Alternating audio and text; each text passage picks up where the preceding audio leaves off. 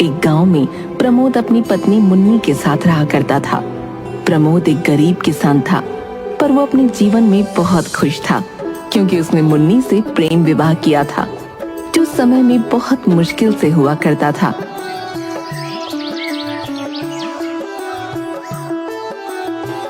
क्या कर रही हो मेरी जान? आपके लिए खाना बना रही हूँ। क्या बना रही हो? खिचड़ी, वो भी आपकी पसंदीदा उड़द की दाल की। ओहो, तुम कितना प्यार करती हो मुझसे। अरे जाओ जी, आपको तो बस हर चीज में प्यार दिखता है। प्यार है इसलिए दिखता है। अच्छा ठीक है, ये लो खिचड़ी बन गई है, खा लो। अपने हाथ से खिला दो। ओफो, क्या आप भी बिल्कुल बच्चों वाली हरकतें करते हो। अब बस पहला निवाला अपने हाथ से खिला दो, बाकी तो मैं खुद खा लूंगा। घबरा क्यों रही हो? प्रमोद और मुन्नी अपनी खुशियों में मग्न थे कि अचानक बाहर से जोर जोर से चिल्लाने की आवाजें आने लगीं। दोनों चौंक गए और जल्दी से दरवाजे की ओर भागे। दरवाजा खोलते ही उन्होंने देखा कि गांव के कुछ लोग एक आदमी की अर्थी लेकर जा रहे थे और साथ में एक औरत को जबरदस्ती घसीटते हुए ले जाया जा रहा था। प्रमोद को समझने में देर न लगी कि ये औरत को सती किया जाने वाला है। अरे ये क्या कर रहे हो? उसे छोड़ दो, ये अन्याय है, ये पाप है। प्रमोद, ये गांव का रिवाज है, तुम धर्म के खिलाफ जाने की जरूरत मत करो। धर्म? ये धर्म नहीं, पागलपन है। किसी की जान लेना धर्म नहीं हो सकता। धर्म की रक्षा के लिए ये जरूरी है। मैं तुम्हें ये नहीं करने दूंगा।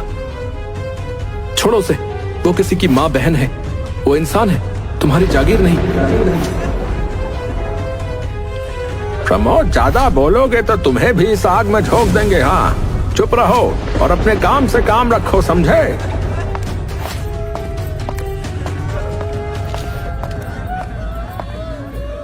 आप मत बोलो, ये लोग आपको भी नुकसान पहुंचा सकते हैं, हमारी कोई नहीं सुनेगा। मुन्नी, मैं चुप नहीं रह सकता।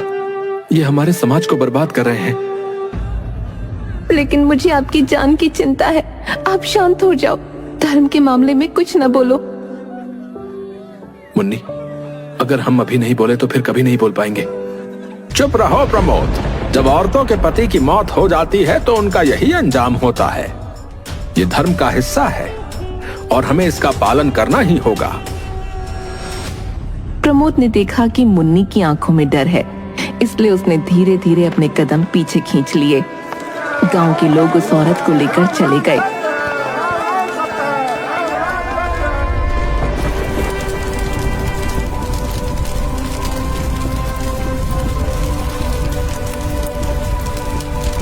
और प्रमोद ने मुन्नी से कहा, मुन्नी, अगर मेरे साथ कुछ हो जाए तो तुम कभी सती नहीं होगी। ये मेरी विनती नहीं, आदेश है। तुम्हें जीना है, अपनी जिंदगी को आगे बढ़ाना है। अरे शुभ शुभ बोलो, यूं मरने मराने की बात ना करो जी। मरे आपके दुश्मन, और वैसे भी मैं आपके बिना नहीं जी सकती। नहीं मुन्नी, तुम्हें जीना ही होगा, और ये तुम्हारे लिए नहीं, मेरे लिए करना होगा। मैं तुम्हें कभी ऐसी स्थिति में नहीं देख सकता। ये गांव वाले तो पागल है, और सबसे बड़ा पागल तो वो मुखिया है, धर्म के नाम पर अधर्म कर रहा है। मुन्नी चुप हो गई, लेकिन प्रमोद के शब्द उसके दिल में गूंजते रहे। कुछ ही दिन गुजरे थे कि एक भयानक दुर्घटना में प्रमोद की मौत हो गई। जब गांव के लोग प्रमोद की लाश को घर लेकर आए तो मुन्नी का दिल टूट गया। वो प्रमोद की देह से लिपटकर फूट फूट कर रोने लगी। आप मुझे छोड़कर कैसे जा सकते हो? आपने मुझसे वादा किया था कि हम हमेशा साथ रहेंगे। क्या समाज से लड़कर हमने प्रेम विवाह इस दिन के लिए किया था?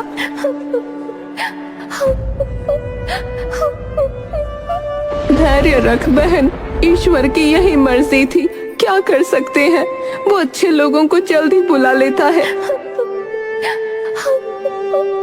प्रमोद की मौत के बाद घर में मातम का माहौल था।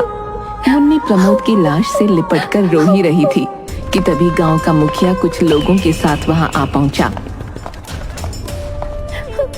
चलो अंतिम संस्कार की तैयारी करो। और मुन्नी तुम भी अपने पति के साथ सती होने के लिए तैयार हो जाओ, यही तुम्हारा धर्म है। मुन्नी ने सिर उठाकर मुखिया की ओर देखा। उसकी आंखों में गुस्सा और दुख दोनों ही थे। अचानक उसे प्रमोद की कही बात याद आ गई। मुन्नी, अगर मेरे साथ कुछ हो जाए तो तुम कभी सती नहीं होगी। मैं सती नहीं होंगी। प्रमोद ने मुझसे कहा था कि अगर कुछ भी हो जाए तो मुझे सती नहीं होना चाहिए। ये उनका आदेश था और मैं इसका पालन करूंगी। क्या क्या कह रही हो तुम? ये धर्म का अपमान है, तुम्हें सती होना ही होगा। मुझे बताइए क्या ज्यादा जरूरी है, अपने पति के लिए सती होना या अपने पति के आदेश का पालन करना? प्रमोद ने मुझसे कहा था कि मैं सती न हूँ और मैं उनके आदेश का पालन करूंगी। तुम अधर्मी हो, ये धर्म की मर्यादा का उल्लंघन है, तुम्हें सती होना ही पड़ेगा। मुन्नी की आंखों में आंसू थे, लेकिन उसने हिम्मत नहीं हारी। उसने एक एक करके गांव वालों से मदद की गुहार लगाई। भाइयों बहनों, मेरी मदद करो, मुझे सती होने से बचाओ। मुन्नी, हम कुछ नहीं कर सकते, यह गांव का रिवाज है। मुझे माफ करना, पर मुखिया जी सही कह रहे हैं। हर तरफ से उसे निराशा ही मिली। कोई भी उसकी मदद के लिए आगे नहीं आया। तभी मुखिया का बेटा शिवम बोला, पिताजी ये गलत है। मुन्नी भाभी को सती होने पर मजबूर नहीं किया जाना चाहिए। यह उनका अधिकार है कि वो अपने पति का आदेश माने। चुप रहो शिवम, तुम कुछ नहीं समझते हो, इसमें दखल मत दो। जब कोई भी उसकी मदद करने के लिए तैयार न हुआ तो वो अचानक घर से बाहर भागी। कुछ गांव वाले उसके पीछे दौड़े।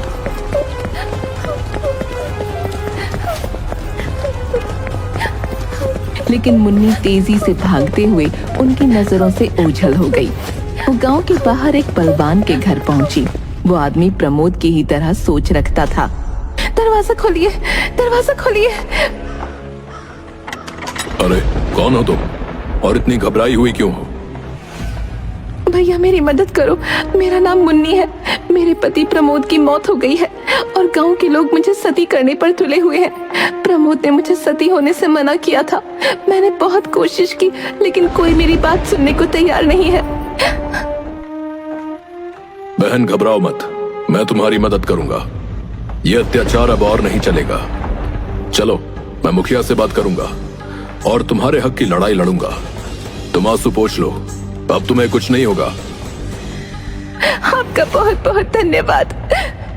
मुन्नी को एक उम्मीद की किरण नजर आई, क्योंकि उसे पता था कि अब उसे अकेले नहीं लड़ना पड़ेगा।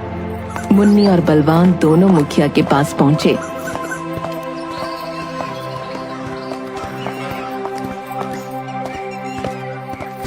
मुखिया पहले से ही गुस्से में था। जैसे ही उसने मुन्नी को देखा, उसकी आंखों में और भी आक्रोश भर गया। मुन्नी, तू कैसी अधर्मी औरत है जो अपने पति की अर्थी को छोड़कर भाग गई। तुझे शर्म नहीं आई? कितनी देर से यह अर्थी यहीं पड़ी है। रुको मुखिया जी, आप जिसे धर्म कह रहे हैं वो धर्म नहीं है। ये सिर्फ एक कुरीति है और हमें इसे रोकना चाहिए, न कि बढ़ावा देना चाहिए। तू कौन होता है हमारे गांव के रीति रिवाजों में दखल देने वाला? यह हमारी परंपरा है और इसे कोई नहीं बदल सकता। मुखिया जी, परंपरा और धर्म में अंतर होता है। धर्म वो है जो हमें सही और गलत की पहचान कराता है। जो किसी की जान लेने पर मजबूर करे वो धर्म नहीं, अत्याचार है। सती प्रथा एक कुरीति है और इसे खत्म करने का समय आ गया है। ये हमारी रीति है, इसे कोई बदल नहीं सकता। और तू कौन होता है ये तय करने वाला कि क्या धर्म है और क्या नहीं? मुखिया जी, क्या आप जानते हैं कि सती प्रथा की शुरुआत कैसे हुई थी? ये कोई धार्मिक प्रथा नहीं थी। प्राचीन काल में जब युद्धों के दौरान महिलाएं विधवा हो जाती थीं, तो उन्हें दुश्मनों के अत्याचार से बचने के लिए सती होना पड़ता था। ये समाज की मजबूरी थी, धर्म नहीं। लेकिन समय के साथ लोगों ने इसे धर्म से जोड़ दिया और इसे एक कुरीति बना दिया। तू क्या बकवास कर रहा है? ये तो सदियों से चला आ रहा है। धर्म है ये? मुखिया जी, धर्म वो है जो हमें इंसानियत सिखाए, न कि किसी की जान लेने पर मजबूर करे। सती प्रथा का असली मकसद बदल गया और अब यह सिर्फ एक अत्याचार बनकर रह गई है। इसे धर्म का नाम देना गलत है। असली धर्म तो ये कहता है कि हर इंसान को जीने का हक है। मुखिया जी, अगर आज के समय में ऐसा कुछ भी नहीं है तो सिर्फ औरत ही पति के लिए क्यों मरे? अगर सच्चा धर्म निभाना है तो आदमियों को भी अपनी पत्नियों के लिए मरना चाहिए। क्या सिर्फ पत्नी ही धर्म निभाएगी और पति नहीं? तू क्या बकवास कर रही है? ऐसी बातें कहने की हिम्मत कैसे हुई तुझमें? तुझे अपने शब्दों का भी ज्ञान है? मुखिया मुन्नी को बुरा भला कह ही रहा था कि तभी उसका बेटा शिवम दौड़ता हुआ आया और घबराई हुई आवाज में बोला, बाबा, मेरी पत्नी का देहांत हो गया है। शिवम की बात सुनकर माहौल में सन्नाटा छा गया। तभी मुन्नी ने मुखिया की ओर देखा और साहस के साथ बोली, मुखिया जी, अगर सती प्रथा ही धर्म है तो मैं सती होने को तैयार हूँ, लेकिन एक शर्त है, शिवम भी अपनी पत्नी के साथ मरेगा। क्या आप इसे धर्म मानेंगे? मुन्नी की बात सुनकर सभी गांव वाले चौंक गए। मुखिया का चेहरा लाल हो गया, लेकिन उसकी जुबान जैसे बंद हो गई थी। मुन्नी ने सचमुच समाज के सामने एक कड़ा सवाल खड़ा कर दिया था, जिसे नजरअंदाज करना अब संभव नहीं था। ठीक है बाबा, अगर धर्म यही है तो मैं भी अपनी पत्नी के साथ सती होने के लिए तैयार हूँ।